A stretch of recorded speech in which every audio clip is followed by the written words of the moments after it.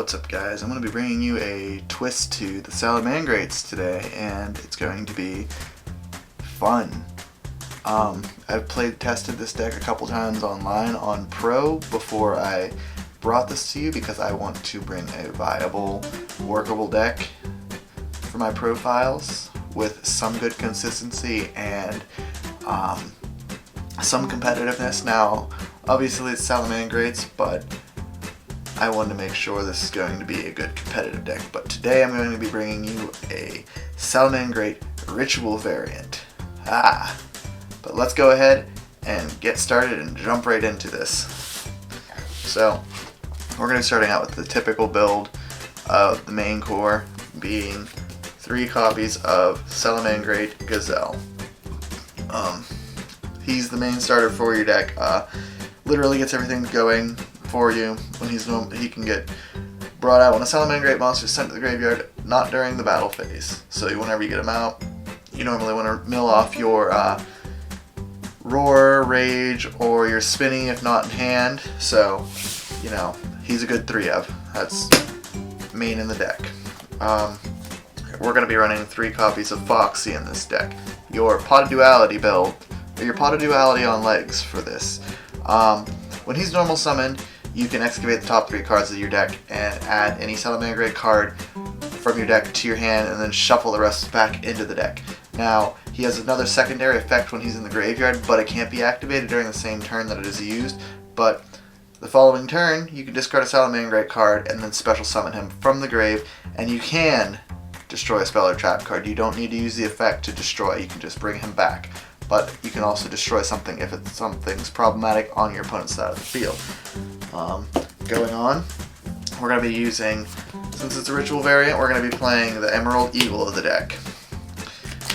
This guy is actually really nice because whenever you can ritual summon this card with Rise of Salamangreats. When this card is ritual summoned using Salamangreat Emerald Eagle you control, you can destroy all special summon monsters your opponent controls, which is really fantastic. Like, it's just great. It blows up your opponent's board of special summon monsters, which is most of the game today.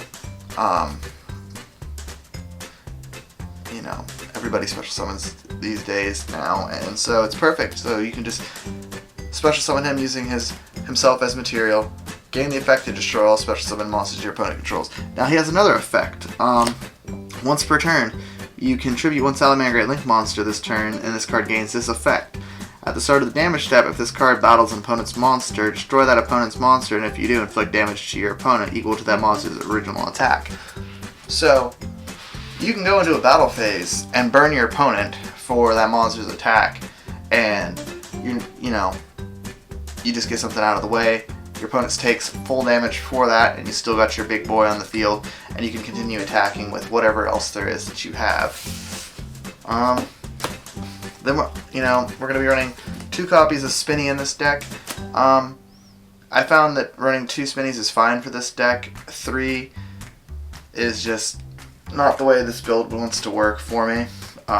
Just because it's not focused around the main Salamangreat deck itself that most people run. 2 copies of Spinny is perfectly fine for this build since you won't really be needing to go into like all of your big extender plays. But we are going to be running the same old one of 1 copy of Fowl, a copy of Jaguar, and 1 copy of Beat Bison, and 1 copy of Falco. Your play extenders obviously is your Fowl and your Jaguar. What's really nice about Jaguar is that you can special summon him back from your graveyard to a zone a Salamangreat Link monster points to, and then return stuff from your graveyard back to the deck. So you can just recur your Link monsters, your Salamangreat Link monsters.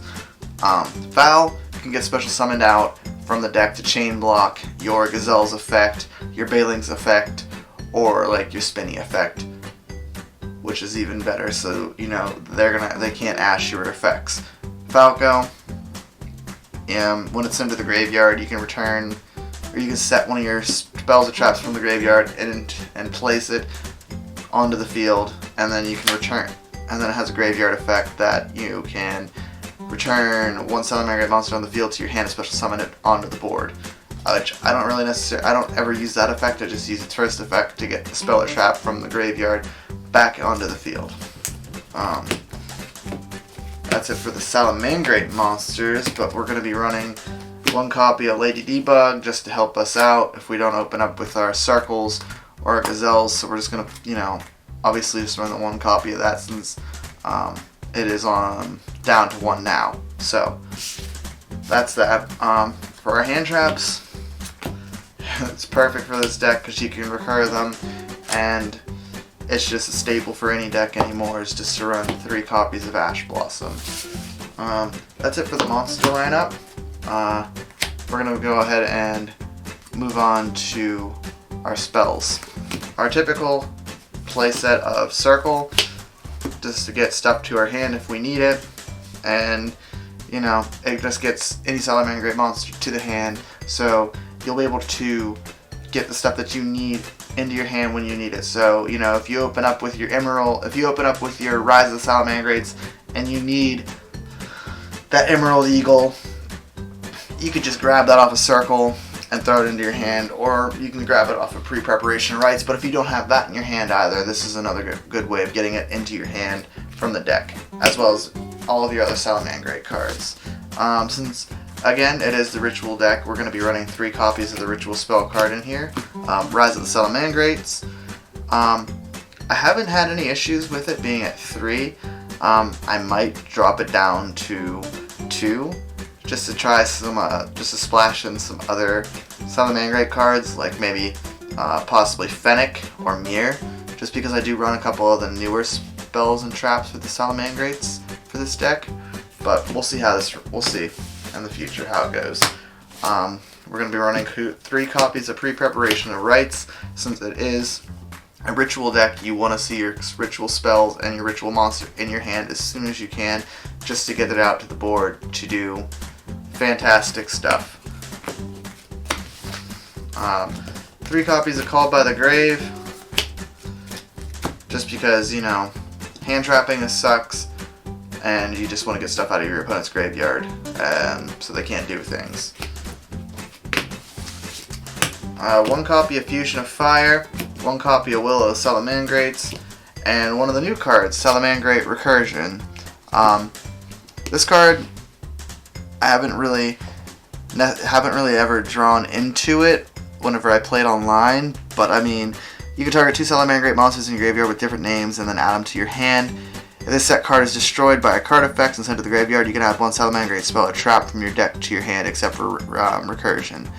You can only use each effect of Salamangreat Recursion once per turn. Now this card's pretty damn good, in my opinion. It's a monster. It's not really much of a monster reborn, but it does recur stuff back to your hand. So if you have 2 cards in your graveyard that you really need, you can play it, add it to your hand. I might actually bump this up to a 2 if I can, you know, eventually get my hands on it. Its second effect is actually really nice. So, like, you know, you can Twin Twister it, get its second effect to pop it off and go grab your, like, Fusion of Fire or your Circle or your Rise of the Salamangreats, which is really, really nice in my you know, personal opinion. You know, everybody else would probably have different opinions on this deck, but it's, again, I play tested it a few times. I have won a few times with the deck. I haven't won a handful of games like I would with the actual build, but I haven't really focused on this deck as much. I just wanted to play test it so I could bring this deck profile to you guys. But anyways, we're going to be running obviously the 1 copy of Salamangreat Sanctuary, 1 copy of Monster Reborn, and 1 copy of Foolish Burial. Enough said for Monster Reborn. You know, you can just revive stuff from either player's graveyard to your field to get stuff going. Foolish Burial to send stuff from your deck to the grave to get stuff off, like your Spinny to the graveyard to get its effect off if it's not in your hand. And Sanctuary just to do your relinking stuff. That's it for the spells, and then for the trap cards, I'm only running 3 traps in this deck, which is 2 Roars and a Rage. Rage is an underappreciated trap card. It's literally like an Icarus attack for the Salamangreats, and like, if if you relink into something bigger like your Heat Leo, you can use this effect to use your Heat Leo as a target, and then you can pop 3 cards because of its link rating. I really appreciate this card a lot. Like, I don't see a lot of people use it as much as it should be, but like, there's plenty of other cards in the actual Salamangreat deck itself that do a lot more than this card itself, but I would much rather run this card a lot more in the ritual variant than I would in the regular variant. So it's another choice where I would probably bump this card up to possibly 2 of in this deck and no more, just because of the fact that I see it maybe possibly being a brick. But again, I still have to do more tweaking to the deck online to see how it runs, and I'll probably physically play this. That's it for the main deck. For our extra deck, it's a standard Salamangreat package. You know, your 3 copies of Sunlight Wolf. You know, Sunlight Boy. His effect, you know, everybody knows that when I monster special summon to a zone that he points to, you can add a Salamangreat monster back from your graveyard to your hand. I'm pretty sure it's just a fire. Okay, it's 1 fire, not Salamangreat. So you can recur your Ash Blossom off of his effect. And then when he's relinked, you can just add a spell or trap card back to your hand. You can also trigger off Roar's effect, that whenever a Salamangreat monster is relinked using its same name, you can just automatically set this card from your graveyard to the field, but then it will just get banished at the end of the turn whenever it's being activated. And then, you know, the Protector Boy of the deck, Salamangreat Balinx, Kitty Boy. Just another good card because, you know, it stops destruction. Then we got Leo Boy here at 2, standard. I would never really use a 3rd one, but maybe for this deck I'd probably throw in a 3rd copy of Leo Boy. Then we got 1 copy of Doolittle Chimera, 2 copies of Stalio Boy. It's, you know, Salamangreat Ponyta. It's a good card because, like, when it's used for link material of a Salamangreat card, it bounces back a card on the field of your choice back to the deck. And then to end off the extra deck here, we got 2 copies of Violet Chimera. I just run 2 copies just in the off chance that I mess up on a play and I need to get another one out. So I'd probably side in another Fusion of Fire. But for right now, I'm just running 1 copy of Fusion of Fire for myself. I do have a 2nd copy laying around, but I have yet to take the time to throw it into this deck. I just got to figure out what to put in because it's a tight squeeze for a 40 card deck where you need so much stuff. Yeah, another card that I did run in this deck before I tweaked it was True King Agnamaz the Vanisher. Just because everything is a fire and you can just special summon it out to the board and then banish something on the board. I would also trip off Gazelle's effect if you have a Gazelle in your hand. Since the Salamangreat monster is getting sent to the graveyard, not during the damage step, you could just special summon Gazelle out, send something to the graveyard, and then just start going off with plays there.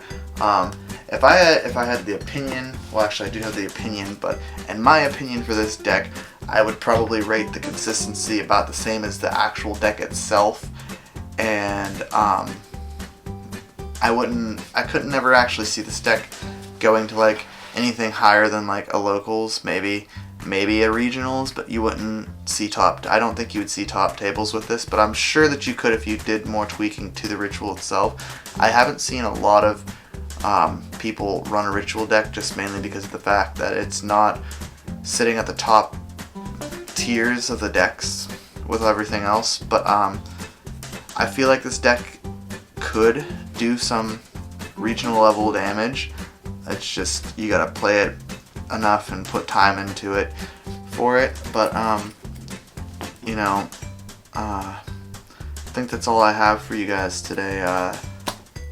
You know, you guys know what to do. Hit that like and subscribe button and tap that notification bell if you want to see more videos as soon as they're dropped. But thank you guys for watching. This is Undendation.